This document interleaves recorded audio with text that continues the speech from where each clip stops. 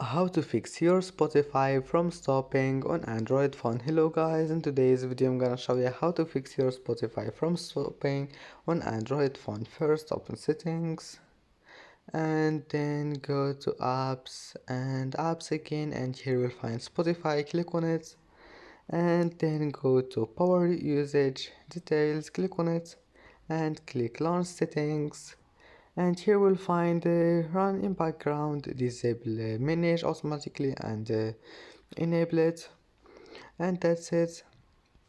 And if that doesn't fix your problem, just go to Spotify and then open settings and scroll down until you find storage, and here we'll find clear cache. Click on it and then clear cache, and that's it, and your problem must be fixed. And that's it for today's video. Don't forget like and subscribe, and see you in the next video.